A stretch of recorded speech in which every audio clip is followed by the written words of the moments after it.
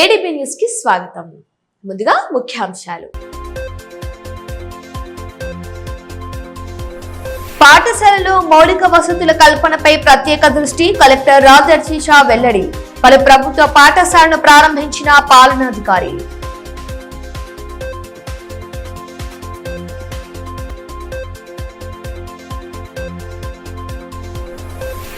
ప్రశాంతంగా ముగిసిన విద్యా సంస్థల బంద్. విద్యారంగ సమస్యలను పరిష్కరించాలని వామపక్ష నేతల డిమాండ్.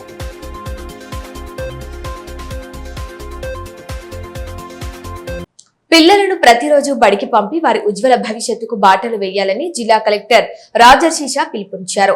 శుక్రవారం మండలం డోర్లి గ్రామంలో నూతనంగా నిర్మించిన మండల పరిషత్ ప్రాథమిక పాఠశాల భవనాన్ని ఆయన ముఖ్య అతిథిగా హాజరై ఘనంగా ప్రారంభించారు. అనంతరం పాఠశాల ఆవరణలో అధికారులతో కలిసి ఆయన మొక్కలు నాటారు. ఈ కార్యక్రమంలో Adilabad market committee chairman Boranchi Srikanth Reddy, జిల్లా విద్యాశాఖ అధికారి Madhavi, Panchayati Raj EE Sivaram, MRO Rajmohan, MPDO Shankar, sarpanch Pooja, మాజీ జెడ్పీటీసీ గణేష్ రెడ్డి, ప్రధాన ఉపాధ్యాయులు రవీందర్, గ్రామస్తులు, ఉపాధ్యాయులు, విద్యార్థులు పెద్ద సంఖ్యలో పాల్గొన్నారు. ఈ సందర్భంగా కలెక్టర్ రాజర్షిషా మాట్లాడుతూ గ్రామీణ ప్రాంతాల్లో విద్య, మౌలిక వసతులు ఎంతో కీలకమని, నూతన వివిజీ రామ్జీ స్కీమ్ ద్వారా మరిన్ని అభివృద్ధి పనులు చేపట్టేందుకు అవకాశం ఉందని పేర్కొన్నారు. గతంతో పోలిస్తే పాఠశాలలో వసతులు మెరుగయ్యాయని, కాబట్టి తల్లిదండ్రులంతా బాధ్యతగా పిల్లలను ప్రతిరోజు బడికి పంపించాలని పిలుపునిచ్చారు.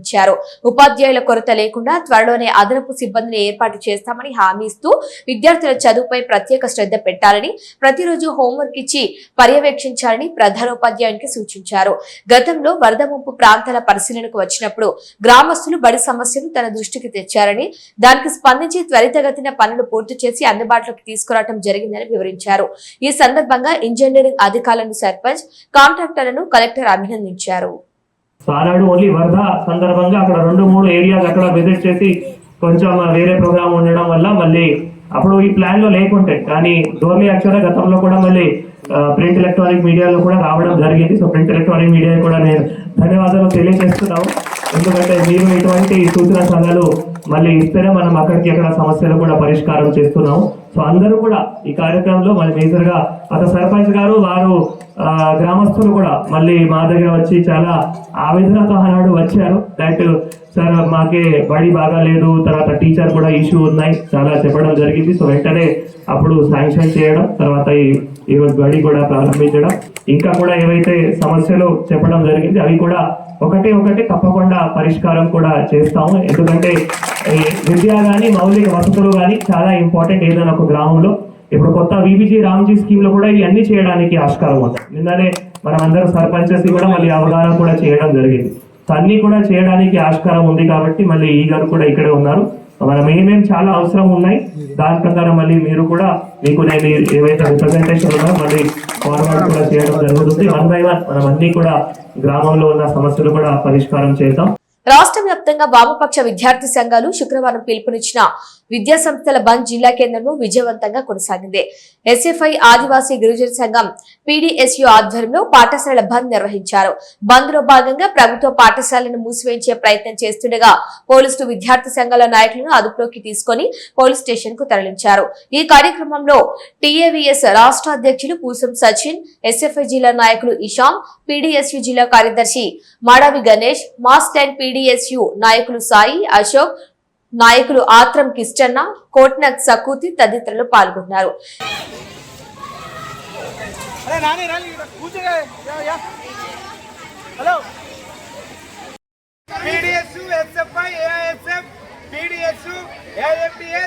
బంద్ నిర్వహిస్తా ఉన్నాం. దీని యొక్క ముఖ్య ఉద్దేశం ఏంటంటే పెండింగ్ ఉన్నటువంటి స్కాలర్షిప్ ఫీజు రింబర్స్మెంట్ చేయొద్దని అసెంబ్లీలో తీర్మానించాలని పలు డిమాండ్లతో ఈ రోజు పూర్తి చేసుకున్నటువంటి విద్యార్థులకు భవిష్యత్తు చదవాలంటే ఇబ్బంది ఉంటుంది. విద్యార్థి సంఘాల ఆధ్వర్యంలో కోరుతా ఉన్నాం. లేని పక్షంలో సీఎం రేవంత్ రెడ్డి ముట్టడికి వెనకాడబోమని హెచ్చరిస్తా ఉన్నాం.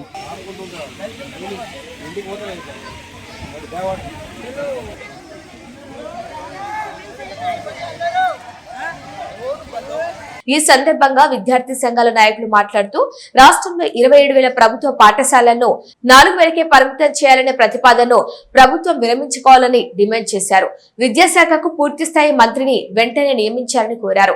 ప్రభుత్వ పాఠశాలల విద్యార్థులకు 2 జతల యూనిఫామ్లు, పాఠ్య పుస్తకాలు సమయానికి అందించాలని తెలిపారు.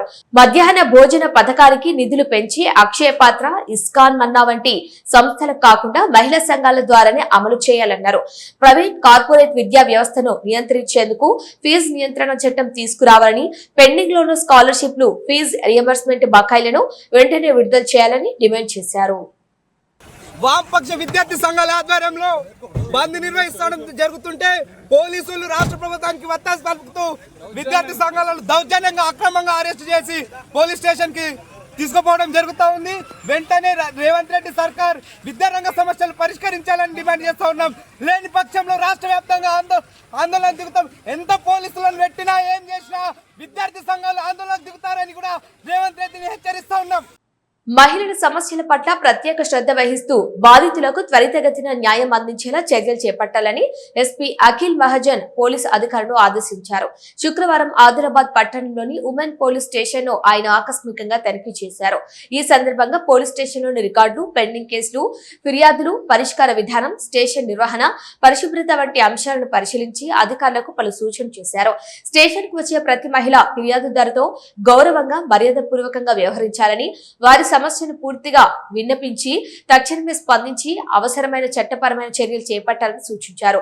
ప్రత్యేకంగా భార్యాభర్తల మధ్య తలెత్తే కుటుంబ వివాదాల విషయంలో అత్యంత సున్నితంగా వ్యవహరించాల్సిన అవసరాన్ని ఎస్పీ ప్రస్తావించారు. బాధితులకు న్యాయం జరిగేలా కౌన్సిలింగ్, చట్టపరమైన చర్యలను సమన్వయంతో అమలు చేయాలని తెలిపారు. మహిళల రక్షణ, భద్రతలో ఉమెన్ పోలీస్ స్టేషన్ కీలక పాత్ర పోషిస్తుందని పేర్కొంటూ ప్రతి ఫిర్యాదును ప్రాధాన్యతగా తీసుకుని బాధితుల్లో విశ్వాసాన్ని పెంపొందించే విధంగా పరిచయాలను సూచించారు.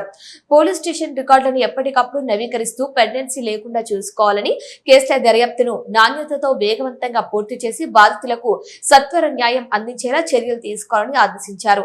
ఈ కార్యక్రమంలో ఆదిలాబాద్ డిఎస్పీఎల్ Jeevan Reddy, women police station inspector K Phanidhar, ఏఎస్ఐలు, సిబ్బంది పాల్గొన్నారు. స్మైల్ సొసైటీ ఆధ్వర్యంలో పలు సేవా కార్యక్రమాలను నిర్వహిస్తూ ఆదర్శంగా నిలుస్తున్నారు.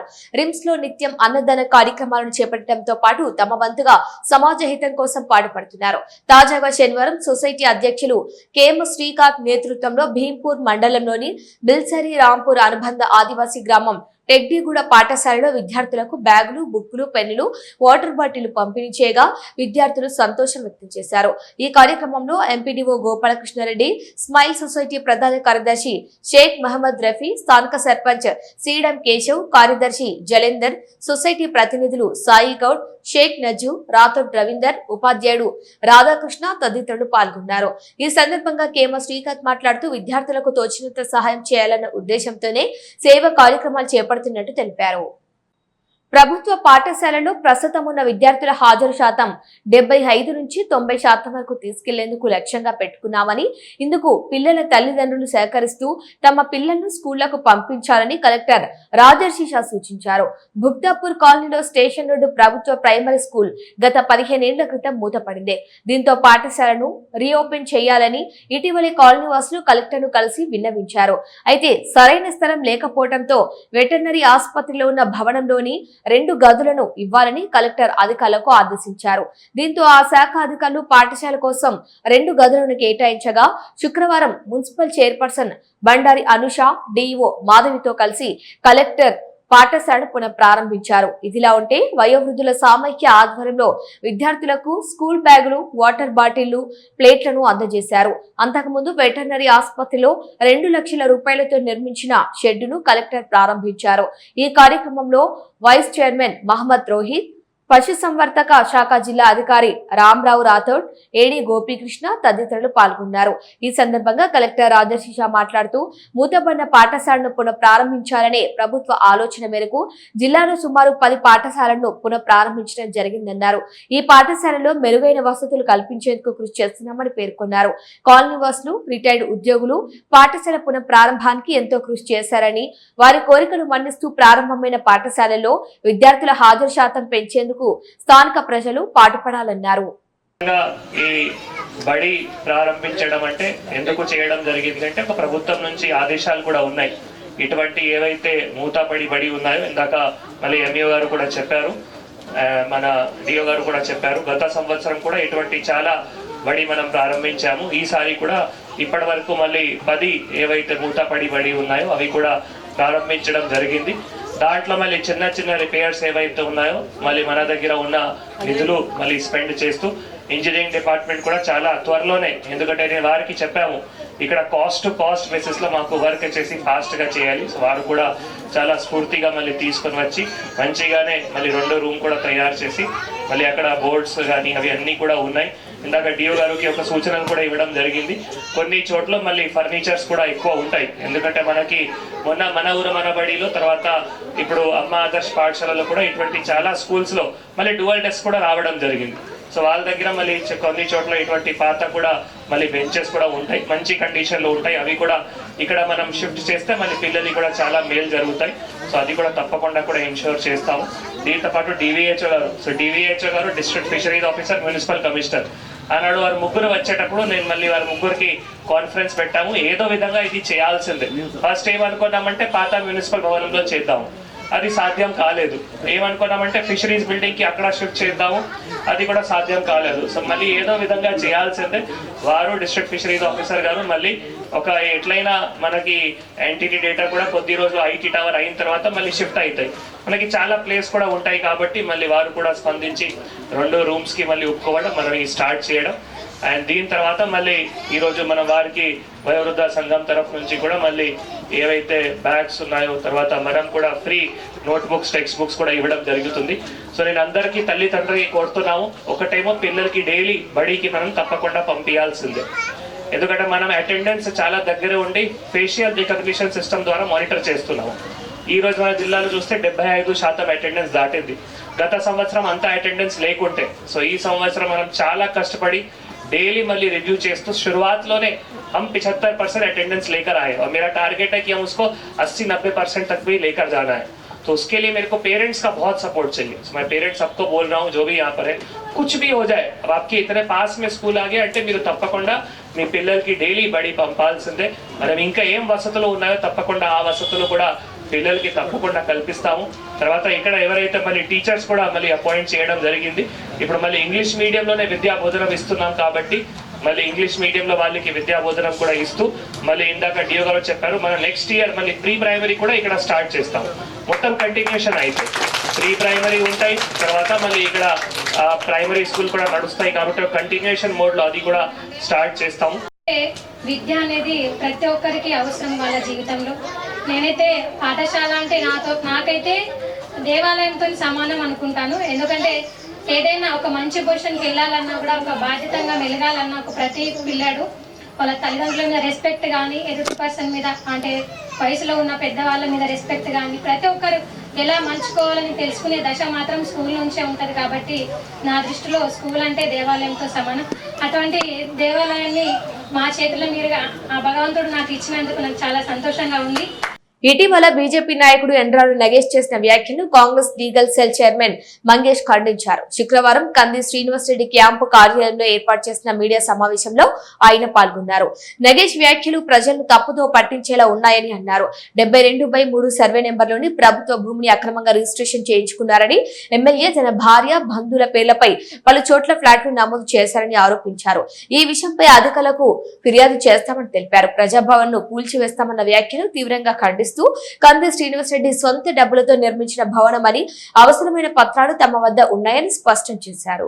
నిన్న స్థానిక శాసనసభ్యుని యొక్క శిష్యుడు ఎండాల నగేష్ గారు ప్రెస్ మీటింగ్ పెట్టి చిలుక పలుకులు మాట్లాడి మళ్ళీ ఆదిలాబాద్ నియోజకవర్గ ప్రజలని తప్పుదోవ పట్టించే ప్రయత్నం చేసిండు।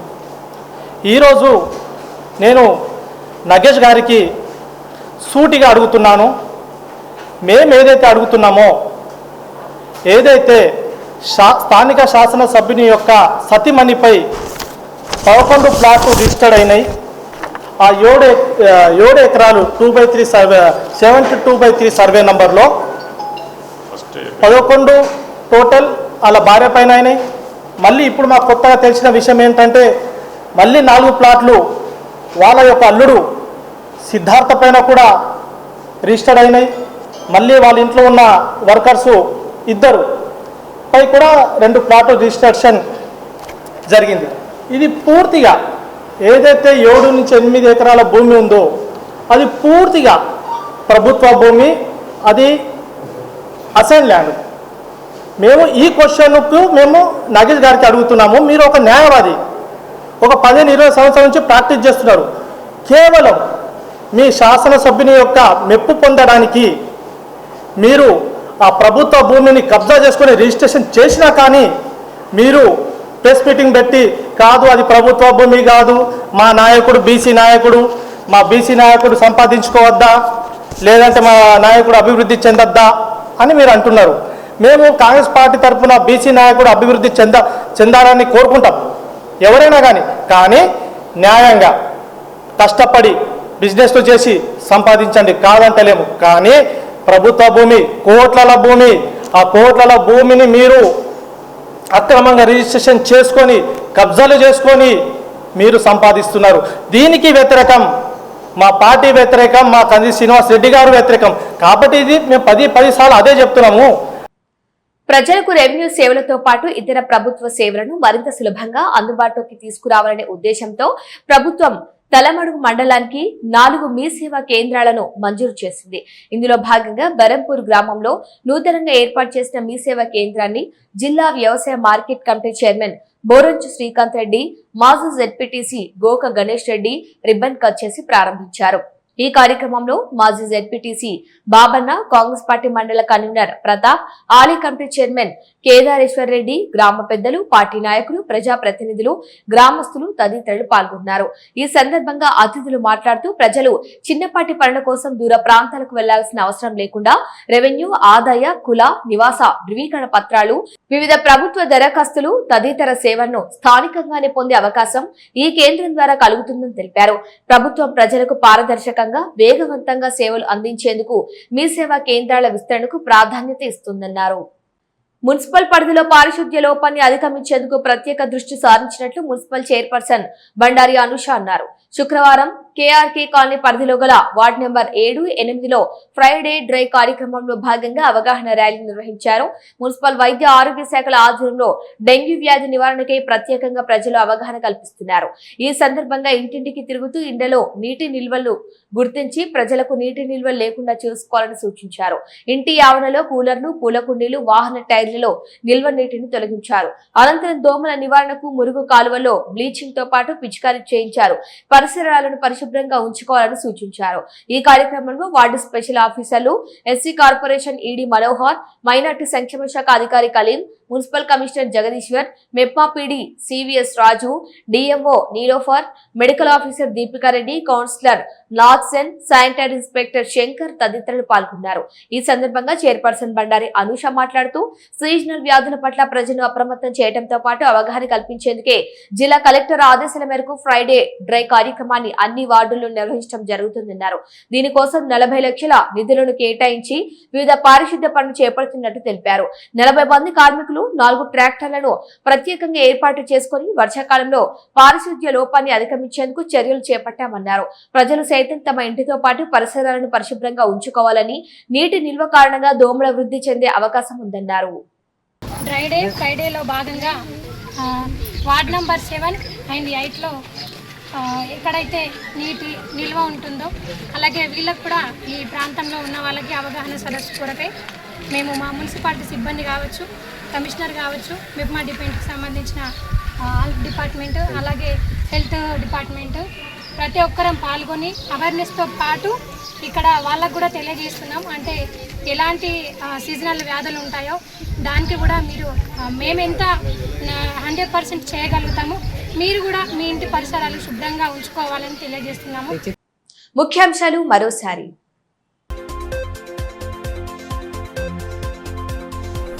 పాఠశాలలో మౌలిక వసతుల కల్పనపై ప్రత్యేక దృష్టి, కలెక్టర్ రాజర్షి వెల్లడి. పలు ప్రభుత్వ పాఠశాలను ప్రారంభించిన పాలనాధికారి.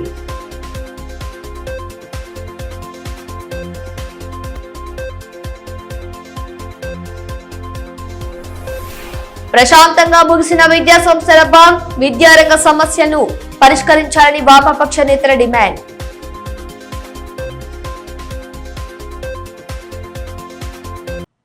ఇవి ఈనాటి వార్తలు. చూస్తూనే ఉండండి ఏడీబీ న్యూస్.